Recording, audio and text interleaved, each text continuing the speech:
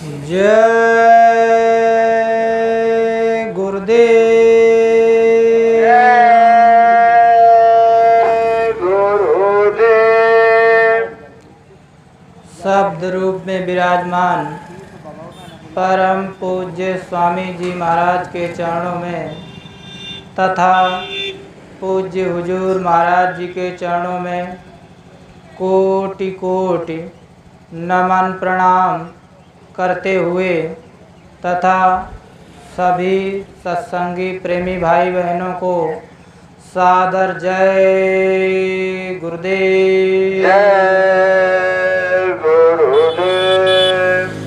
देखिए प्रेमी भाई बहनों, हम लोग जिस संसार में आए हैं वास्तव में ये हमारा संसार नहीं है, ना ही हमारा ये शरीर है। जो भी हम इन आँखों से देख रहे हैं कुछ भी हमारा नहीं है। हमारे गुरु महाराज सत्संग में सुनाया करते थे, बच्चा तुम अपनी खोज करो, कहाँ से आए हुए और कहाँ जाना है, कहाँ तुम्हारा सच्चा घर है, उसकी खोज करो और उसकी चिंता करो। जब तक हम उसकी चिंता नहीं करेंगे, खोज नहीं करेंगे, तब तक कोई चीज़ मिलेगी नहीं। देखिए प्रेमी भाई बहनों, इस संसार में भी हम लोग कोई सांसारिक चीज़ चाहते हैं तो उसके लिए परिश्रम करते हैं, दिन रात मेहनत करते हैं, तब कहीं वो चीज़ बड़े मुश्किल से हासिल होती है। और वो परमात्मा की भक्ति कोई खाला जी का घर नहीं है, उसके लिए भी हमको आपको परिश्रम करना पड़ेगा। हम लोग उस परमात्मा को पाने के लिए परिश्रम करेंगे तभी वो परमात्मा मिलेगा। हम लोगों को सच्चे गुरु की तलाश करना चाहिए। सच्चे गुरु कैसे होते हैं और वो हमको कैसे ले जाएंगे, वो हमको खोज करना है। और जब खोज कर लें तो उनसे रास्ता ले लें। रास्ता लेकर के हम लोगों को साधना करना है, मेहनत करना है, तब कहीं वो परमात्मा मिलेगा।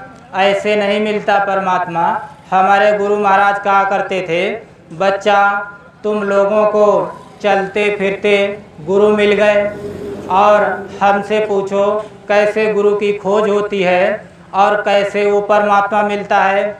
दिन रात गुरु महाराज उस परमात्मा की खोज के लिए भटके, उनको गुरु नहीं मिले। मुल्ला मौलवी जितने भी गुरु मिले सबके पास गए, लेकिन किसी ने सच्चा रास्ता नहीं बताया।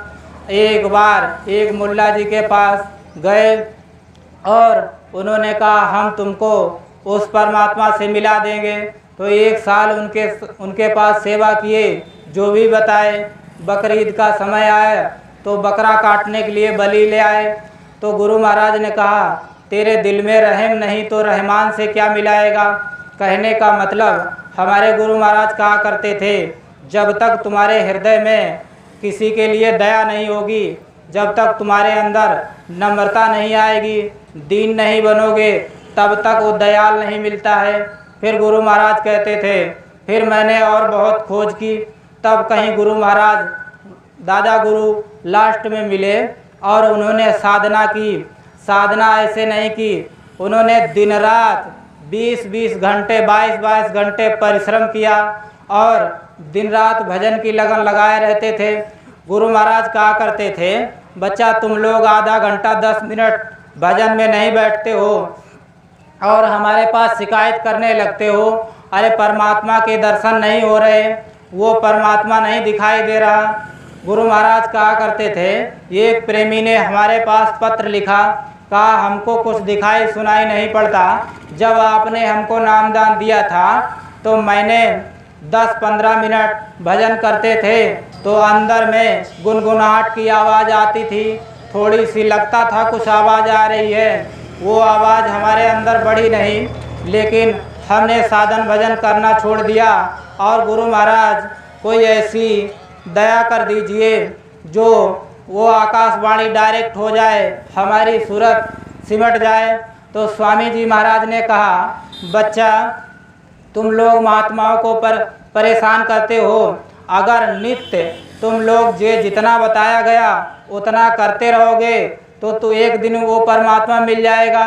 मैंने गुरु महाराज कहा करते थे, मैंने 20-20 घंटे 22-22 घंटे जब साधना करते थे कुछ दिखाई सुनाई नहीं पड़ता था, कुछ भी झींगुर तक की आवाज़ नहीं आती थी, लेकिन विश्वास पक्का था और ये सोच में थे, विश्वास करके बैठे थे हमारा बोझा मतलब जो हमारे ऊपर कर्मों के अंबार लदे हुए हैं वो हल्के हो रहे हैं। जब सारे साफ हो जाएंगे तब वो परमात्मा दिखाई पड़ जाएगा, वो शब्द सुनाई पड़ जाएगा। तो गुरु महाराज ने कहा एक दिन ऐसा आया, तुम लोग भी जब भजन किया करो ये सोचा करो कि वो परमात्मा एक ना एक दिन हमको जरूर मिलेगा और उसकी आवाज़ जरूर आएगी। हम लोगों को सिर्फ यही सोचना है कि हमारा बोझा कम हो रहा, हमारी गंदगी साफ हो रही, हम जितना भजन करेंगे उतनी गंदगी साफ होगी। हम लोग 10-15 मिनट बैठते हैं और फिर छोड़ देते हैं, कोई आवश्यक काम आ जाता है लेकिन भजन को स्थगित कर देते हैं, लेकिन काम को नहीं।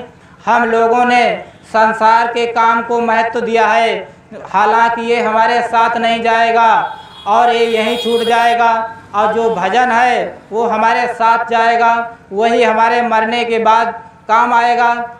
हम लोग उसको महत्व ज़्यादा दें क्योंकि वही हमारे काम आने वाला है। गुरु महाराज कहा करते थे तुमको भजन के लिए कुछ छोड़ना नहीं, घर परिवार नहीं छोड़ना है, कहीं तुमको जंगल में नहीं जाना है, तुम अपने घर परिवार में रहो और उसी में घंटा 2 घंटा समय निकाल कर उस परमात्मा का भजन करो, वही तुम्हारी कमाई हो जाएगी, उसी से तुम्हारे लोक और परलोक दोनों बन जाएंगे।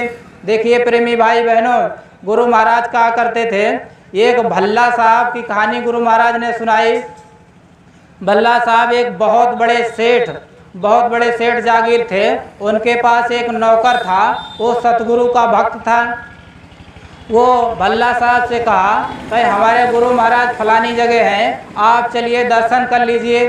देखिए प्रेमी भाई बहनों, भक्ति कैसे की जाती।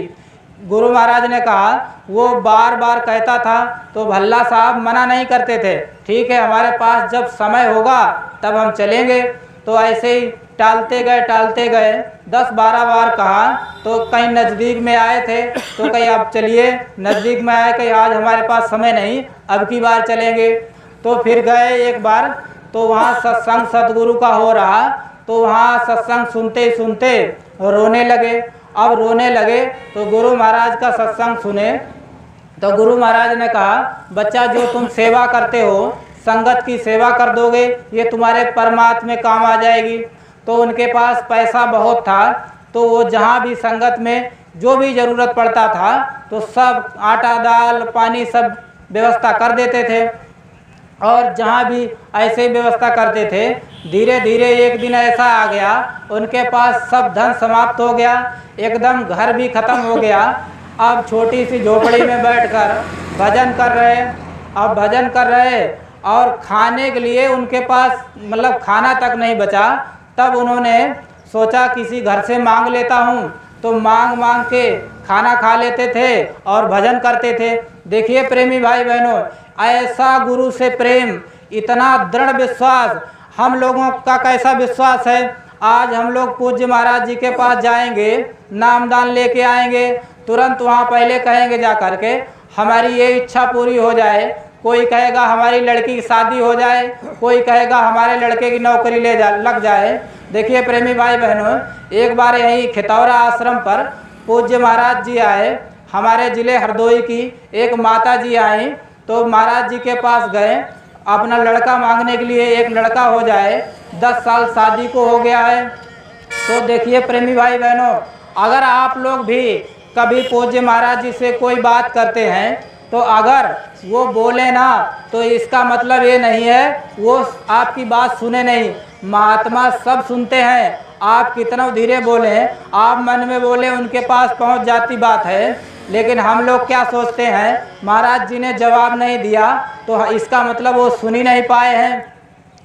तो वो माता जी हमसे कहीं भैया हमसे महाराज जी से बात करनी है, तो हमने कहा चलो ठीक है करा देंगे। तो गई, फिर वही बात कही, तो महाराज जी ने उनको डांटा कि आप कल तो कहीं थी, तो कहीं हाँ हुजूर कल कहे थे।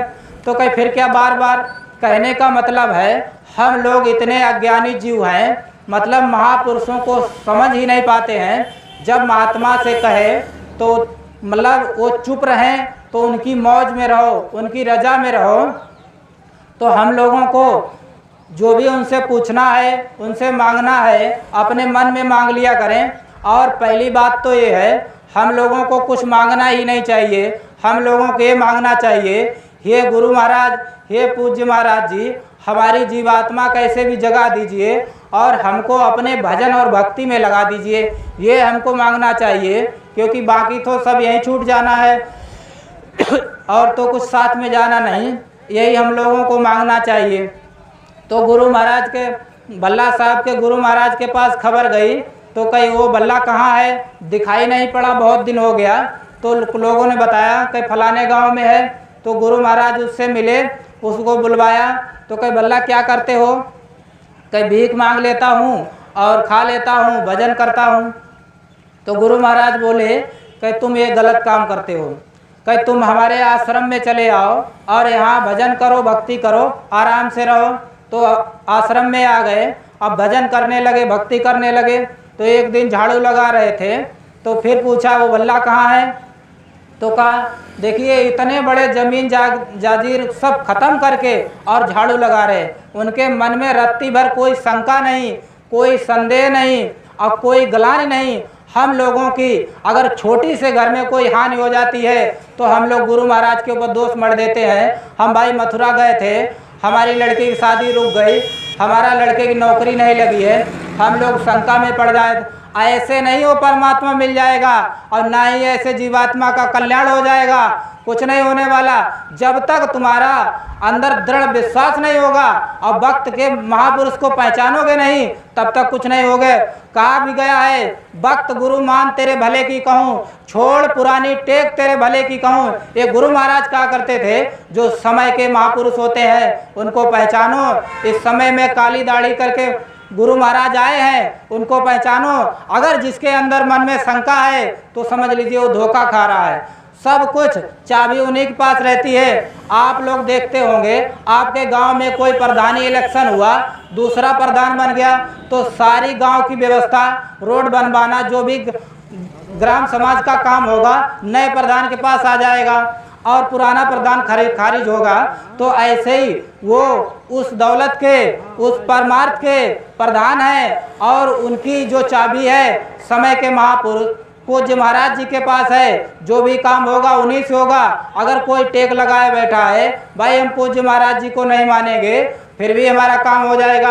देखिए प्रेमी भाई बहनों, एक महात्मा थे, उन्होंने शरीर छोड़ा, उनके दो शिष्य थे, तो दोनों साथ में रहते थे। एक को उत्तराधिकारी बना के चले गए और दूसरा शंका में पड़ गया।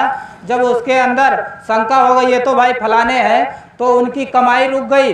अरे 10-20 साल बाद जब उन्होंने दया की, जब उन्होंने उनके चरण स्पर्श किए, तब जितना उन्होंने 10-20 साल उन्होंने मेहनत की वो सब खत्म हो गई। जब से उनकी चरण स्पर्श किए तभी से उनकी कमाई स्टार्ट हो गई। तो कहने का मतलब है, हम लोग अगर शंका कर रहे हैं तो हमारा समय बेकार जा रहा है। निसंदेह होकर के जाइए, मथुरा जाइए, 3 दिन का कार्यक्रम है होली में, 13, 14, 15, और वहाँ जाइए और पूज्य महाराज जी से माफ़ी मांगिए जो भी गलती की है, और उनसे दया मांगिए, तब दया मिलेगी, भजन में तरक्की होगी, सब काम बनेंगे, कोई हानि नहीं होगी। देखिए प्रेमी भाई बहनों, जब भल्ला साहब को बुलाया तब कहा क्या करते हो?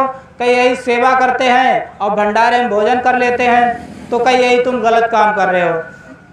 तो कहीं हुजूर जो आपका आदेश, जब कहा कहीं तुम भंडारे में भोजन करते हो और भंडारे में डालते क्या हो, तो कहीं क्या करें जो आपका आदेश।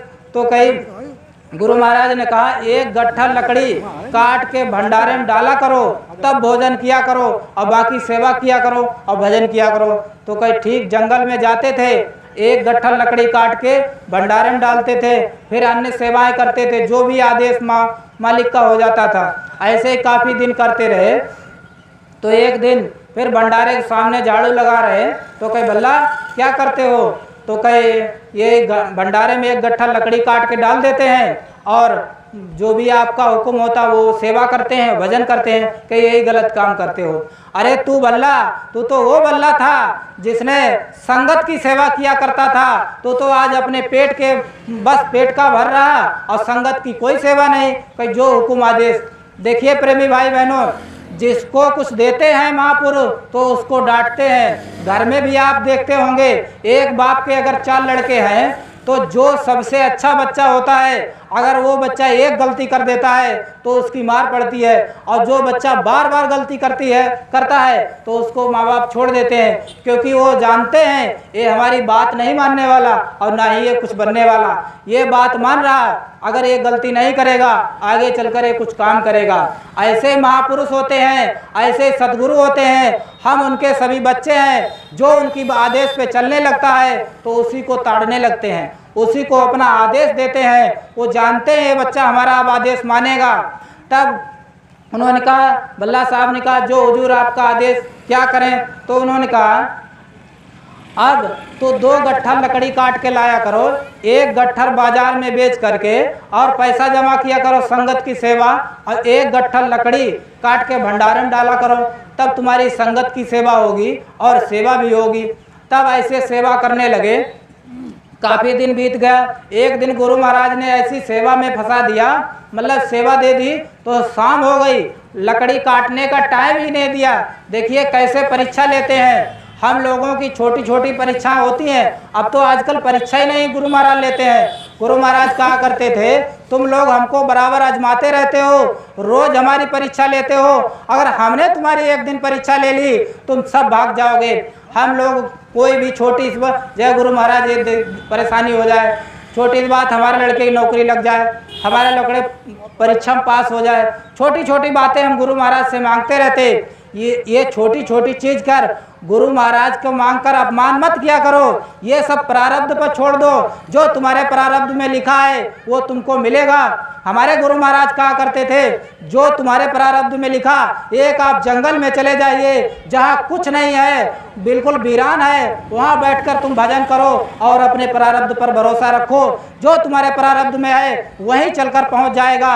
ये है प्रारब्ध का खेल। अगर तुम्हें भरोसा है प्रारब्ध पर तब, भरोसा नहीं तो कुछ नहीं। सबसे बड़ा विश्वास है।